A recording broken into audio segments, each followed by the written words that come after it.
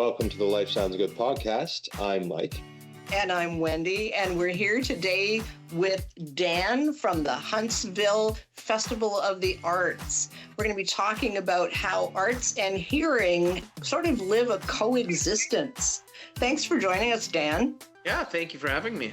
Happy to be on. Took a little bit because this is your busy time. We're currently recording at the beginning of July, recording remotely. Dan's up in Huntsville. And things are just going like crazy up there for the Festival of the Arts. Tell us what's going on, Dan. Yeah, I mean, lots of concerts, lots of events. We are definitely, as you say, Wendy, in the middle of our busy summer program. That's when we do most of our programming, and because it's the busiest time up here. So we've got lots of different things happening, and concerts and events, and keeping us busy. So it's been great, and it was fantastic to have you, Your Well Be Well, at our on plein air art market back in June. Absolutely.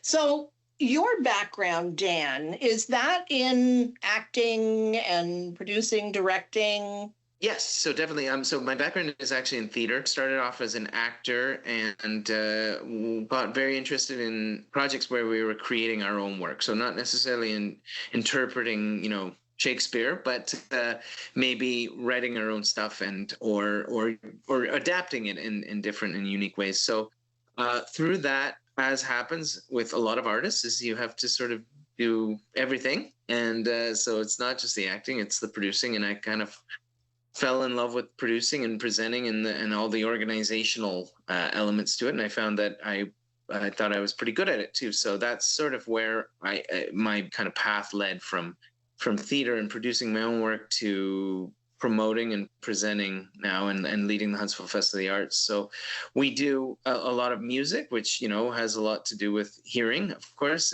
But I mean, my background in theater, one of the things I think I love about theater is it's quite a complete package. So you're using a lot of your senses in the theater as opposed to just, one. It's sight, it's sound, it's tactile as well. It's, and you're in the same room. So it's got all of them. So, but hearing is, and listening and hearing is absolutely a huge part of theater. And as an actor, when you go to theater school or take dramatic arts in high school, one of the things they teach you is acting is reacting. And you can see that in the best performances, it's more the person who's reacting to their acting partner. So if you couldn't hear clearly, how do you think that would impact someone's ability to do a great performance? As you say, reacting and listening, oftentimes that's, especially in actor training, that is a major element. And in fact, I'm just reminded that, so I went to school in Paris for 2 years. And the first 3 months of that school were actually the scenes and the things that we were doing were all in silence. So it was all about what can happen beforewards and paying attention and listening and being there, So it's a huge part of it. And so when I would say, if you're in a performance and you're not when the hearing starts to go, it's, you're maybe not getting the nuances, or you're not hearing what's happening in the entire room as well. It's not just direct, but there's so much about acting and performing in theater that's about what's happening in the room. So even if you're performing too, what's happening with the audience, what are those sounds? And I mean, from a very technical point of view, you want to wait for those reactions to happen before you carry on with your lines or carry on with action, but also just to, hear those little gasps and hear those little chuckles and hear those things. That's super important as well. So I know of artists and I know that I think we've talked about this before, the sort of stigma around that of if there is hearing loss or sometimes you quite frankly don't even know you have hearing loss because it's accumulated and you don't know any better. But there's something about that, about saying, there's no shame in it, but I think there still is that feeling out there sometimes. Yeah, there is still sometimes. We're working really hard to change that concept that hearing loss just means you're getting old. or hearing aids are only for old people, because we are seeing younger and younger and younger people, because we've all got earbuds shoved in our ears and music blaring or the podcast on really loud. So younger people are doing damage to their hearing that they're unaware of, which is a very cool segue into, because you produce a lot of music events as well, a lot of concerts, and musicians have a lot of hearing loss. And that must make it really interesting in terms of working with sound engineers to make sure that, you know, things are balanced when somebody who's up on the stage could potentially have hearing loss, or even the sound engineers, because they're, you know, they're pretty close to the action in terms of the volume of the music at a concert. So what are your thoughts on that, Dan, in terms of around music and the idea of hearing loss? You mentioned sound engineers, but even, you know, artists who are in the recording studios, or is the frequencies, right? And you might not be tuned into the frequency, the certain frequencies, and those are so key in music, especially recording. And those sound engineers, when they're doing, you know, their work, especially sometimes we'll do shows that aren't in a theater, so we come and we set up all the sound equipment, and the sound engineers will tune the room, right? They'll find the frequencies, because each kind of room has its own sort of architecture, and you have to, some are more teeny and some are, you know, more bass, and so they have to sort of level those things out. So they take a lot of time to sort of listen and tune those frequencies so that we're getting the full, a balanced kind of audio happening. And if they don't have, if they're struggling with that, then, you know, their work is affected. And I know it's kind of interesting too, because it's a bit of a catch-22, because their work could be affected. But I also have heard from folks that, you know, again, we're talking about this thing of wearing hearing aids and the sort of stigma around that. If they're wearing a hearing aid and a musician walks into the room and sees, you know, the sound person wearing a hearing aid, their fear is they're going to be like, oh, this guy can't hear. Okay, forget it, right? So even though it might be, it's obviously going to be helping the situation, but so there is that, definitely that dynamic where it's a life of that. Those are their ears. That's one of their main tools that they use, right? Is their hearing. And if it's suffering, they need to do something about it. But sometimes they're feeling like I can't, because I won't be taken seriously, or I'll be discarded, you know? So it's a challenge. Which is really too bad, because I mean, you know, I wear glasses, and if I didn't, then I couldn't do my job properly. And where we've gone through with glasses, there's no stigma there that, you know, someone sees me with them. Oh, well, he can't focus a camera, right? You know, really, and again, that's what we try to shift that perspective. But really, when, you know, someone walks in the room and sees that, they should be thinking, look at these great tools. I'm going to get a great balance of audio in this room, because this guy's doing everything he can to make sure he's got the right tools, you know, because at that point, if you're suffering hearing loss, almost the hearing aids become a part of your toolkit. No, absolutely. And I mean, you talked about, Wendy, about little earbuds and devices and stuff. And more I see musicians using what's called in-ear monitors. So instead of the big speakers in front of them, they'll each have their own, and they can actually now even tune in their own, right? So they can adjust the levels for their own ears, so that they can, you know, it's, so everything's becoming, you know, technology is an amazing thing. It used to be, you know, totally reliant on the engineer, and now you can sort of do your own sort of work too. So, which is I mean, I would imagine that's, you know, similar to kind of the work that Hear Well Be Well does in terms of tuning things and adjusting them, and the technology that you guys have is just amazing now, right?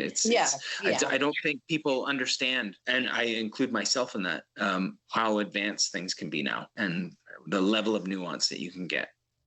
Yeah, it's amazing, just in the last, we'll say 15 years, the difference in the capabilities of hearing aids, not only can they give you clearer, better, more realistic sound? But the latest technology coming from one of our manufacturers is already built to handle Auracast, which is that great technology that they're going to be using in airports and theaters and convention centers, so that what's happening is actually broadcast directly to the hearing aids, so you don't have to try and work around background noise and that kind of thing. So the hearing aid manufacturers stay on top of all of the technological advances that they're seeing in the music industry, in computerization and all of that kind of stuff, so that they can bring it together to create these amazing hearing aids that would have just been a dream 20 years ago. So yeah, it's very cool. It's very, very cool. And that's exciting to hear, because, for example, the theater that we do a lot of things in does have an assistive hearing device, but it can be a challenge because, I've seen people use it and it's great, and some people use it and they're very frustrated with it because you're not getting the kind of the quality, or you're not able to tune. It doesn't have the same, like what you're talking about in terms of being able to really nuance it. And that's also, I've found to be an interesting dynamic, how frustrating sometimes not being able to hear clearly evokes that kind of feeling. I mean, I don't know. It's even more than I think than visual. If you can't hear the things, I see people get very frustrated with it. So, which is too bad. It's a challenge for sure. And it is, and it's even more so challenging if they don't react to what their body is telling them. And it's just like, no, it's the sound engineer's fault, or that person was talking to me with their back to me, or, there's a million excuses in the world as to why somebody doesn't hear. And, if you're frustrated by your experience at the movie theater, at a concert, when you go to see a live play, get your hearing checked before you blame anybody else. Get your hearing checked. Yeah. And Yeah. that would be a wonderful world if we could have that. Also part of the Festival of the Arts, besides things happening on stages, concerts and live shows and plays, you also have a whole visual arts section that's happening. You've got painters and photographers and things like that. And a lot of people think those are like solidly visual disciplines. But in a conversation that I had when I was on plein air last year with a wildlife photographer, she talked about how she wouldn't be able to do her job if she couldn't hear the rustle of an animal moving along. She wouldn't be able to hear the calls of the birds to be able to know where to point her camera. I wonder, and this question is kind of for both of you, Mike and Dan, because Mike, you are a visual artist as well as a podcast host. How much does sound influence an artist, do you think? I think it influences them immensely. I mean, for myself anyway, whether I'm conceiving or just conceptualizing what I'm going to do or anything like that, sound, music, environment, all of those things impact sort of your mood and your creative state and things like that. But for me, music is directly a part of my process. When I'm a multidisciplinary artist, but when I paint, for example, a lot of it is very emotional and fueled by the audio that I'm listening to. And I specifically choose what I'm listening to based on what type of piece I'm working on. So for me, visual painting if I couldn't hear you would see my art style dramatically shift and change from what it has been for the last 10 years if I started to lose my hearing dramatically, because that's such an influence on my process. What Mike is saying is very overtly, influenced by sound and music, but there's also that maybe less conscious, of painting a landscape, for example, which there are a lot of painters here, a lot of artists they do landscapes, and when we talk about on plein air, means to paint in this, like outdoors, those things, right? The sounds, it's not just they do infiltrate it. I have to say they would be infiltrating that and informing what you're painting, and the feeling and the sounds and the all of that. So there's definitely, you know, artists that are very overtly use sound and are influenced by sound, and there's artists who, you know, who might not be as overtly, but it's definitely, it informs practice, and that's what, you know, I think that's what artists do too, is they listen and they take in and they reconfigure, and then they express it out through that sort of the filter of themselves. But that listening piece is always just like integral to anything, to any sort of art form. I think. Wow, I'm gonna have to make a sign that says that hearing is integral to any art form. Yeah. That's a great statement, Dan. It really is. And as you were talking about that, particularly the landscape, I was thinking to myself, when I look at Tom Thompson's work, or you know, several other of the group of seven, my brain hears loons in as a reaction. And if I'd never heard a loon because I had poor hearing, I wouldn't have that sort of memory touch point that when I look at the Tom Thompson stuff, I just innately hear loons as part of the memory of that kind of landscape. So I can totally see how the final artwork would be different if you couldn't hear the wind, you couldn't hear the waves, and you know, it becomes a much more empty space, I think. You know, as you talk, I'm just thinking about, or I was reminded of a composer named R. Murray Schafer, and I don't know if you've ever heard of him. He's a Canadian. He passed away a couple of years ago, but he was very integral to environmental soundscapes. That was really what he kind of created. And I remember a number of years ago we did he would do these big epic environmental pieces, so that, you know, having orchestras and people, but in spaces, so in different kinds of spaces, not just necessarily concert halls. So we presented a piece of his called Music for Wilderness Lake, which involved a 12-piece trombone grouping around a lake, and the composers or the conductors in the middle, and he's conducting the trombonists on the lake. And it's meant to be played at dawn and dusk, so there's two parts to it. And what I was really struck by as they played is, yes, the music was beautiful, but also the other elements that are joining the music. So his thing was to use the environment and the hearing and the sounds and the things that are happening in the environment as part of the composition. And it's, you know, as you said, the loons, or the water, the waves, the wind in the trees, the ducks flying through the air, those sorts of things. And sometimes they would literally, you know, it became part of the composition.